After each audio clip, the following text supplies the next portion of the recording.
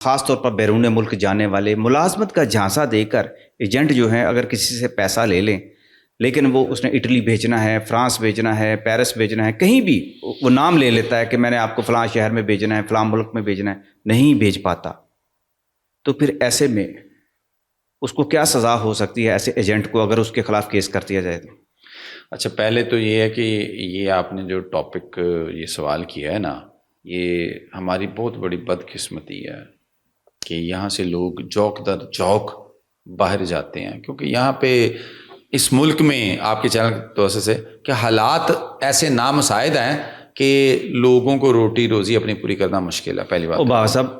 پوری دنیا سے لوگ جاتے ہیں، بنگلہ دیش سے لوگ جاتے ہیں، انڈیا سے لوگ جاتے ہیں، یہ پاکستان سے بھی جاتے ہیں. نہیں وہ صحیح آپ کی بات ہے، لیکن بات یہ کہ سب سے بڑی بات تو یہ ہے کہ روزگار کی اپرچونٹیز اویلیبل ہونی چاہیے بائی ہوک اینڈ کروک،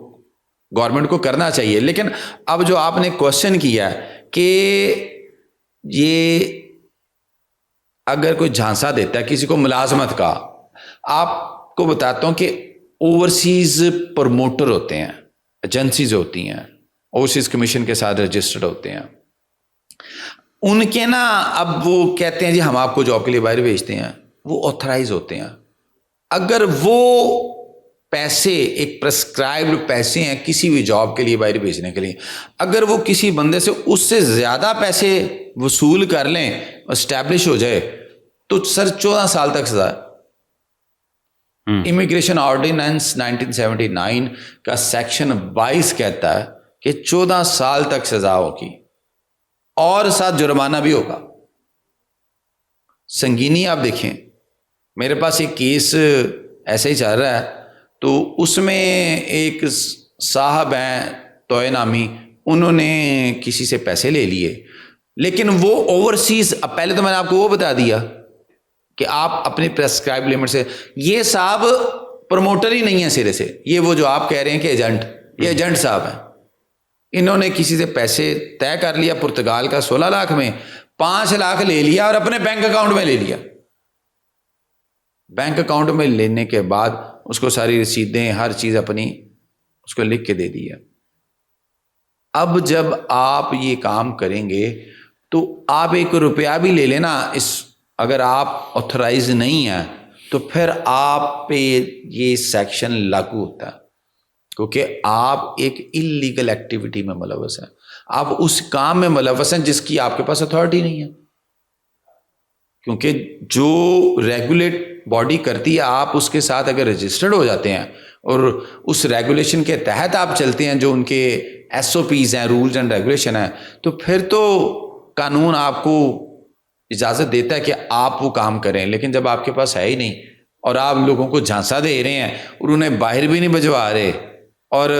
ان کے پیسے بھی واپس نہیں کر رہے، تو ایک تو یہ اس کو ڈیل کرتی ہے ایف آئی اے کا wing AHTC، anti human trafficking wing جو ہے نا، وہ اس کو ڈیل کرتی ہے. تو پھر آپ پہ یہ جو FIR ہے یہ سیکشن 22 کے تحت درج ہوگی. باقی اور بھی سیکشن ہے، اس میں سیکشن 17 ہے، وہ بھی لگ جاتا ہے. لیکن جب بھی آپ کبھی کسی کو امپلائمنٹ کا جھانسا دے کے پیسے وصول کریں گے کہ میں تینوں باہر بھجوا دینا، ورک پرمٹ تینوں دے رہے ہیں 2 سال دا، سال دا، 3 سال دا. ایک اور کیس بھی آیا جاپان کا میرے پاس،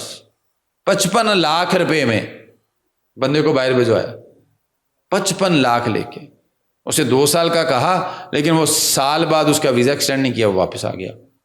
تو یہ جو ہے نا، یہ یہاں پہ قانون میں سخت سزائیں موجود ہیں اور سزائیں ملنی بھی چاہیے، کیونکہ جو بندے اتنے اپنا وقت بھی جو لوگ دوسروں کا ضائع کرتے ہیں، انہیں دھوکہ بھی دیتے ہیں، انہیں جھانسا بھی دیتے ہیں، فراڈ بھی کرتے ہیں، اور ان کے پاس کوئی اختیار، کوئی ایسی چیز بھی نہیں ہے، تو وہ یہ کام کرتے ہیں. تو قانون ڈیو کورس اپنا لیتا ہے اور پھر ان کو جو قرار واقع سزا جو ہے نا وہ دیتا ہے. تو اس لیے میں نہیں سمجھتا کہ ایسے لوگوں کو جو ہے نا چھوڑنا چاہیے. میں یہ سمجھتا ہوں کہ ایسے لوگوں کو واقعی سزا ملنی چاہیے، کیونکہ وہ ڈنکی والا معاملہ جو کشتیاں الٹ جاتی ہیں وہ تو ایک سیپریٹ ایشو ہے. لیکن جو یہاں پہ کہتے ہیں جی اسی طرح اسباب تو یہی بنتے ہیں نا، لوگ وسیلہ یہی بنتے ہیں سر، یہی لوگ ہیں انہیں کوئی کام نہیں. لوگوں کو سادہ لوگ جو ہیں جا کے اپنی زمینیں بیچتے ہیں, ایکڑ کے ایکڑ بیچ دیتے ہیں, اپنے جانور بیچ دیتے ہیں دیہاتوں سے اب, اور بیچ کے کہتے اسی باہر جا رہے ہیں, پہلیاں بیچ دیں نے. مائیں یہاں پہ بیچاری اگر جواب ہی دیں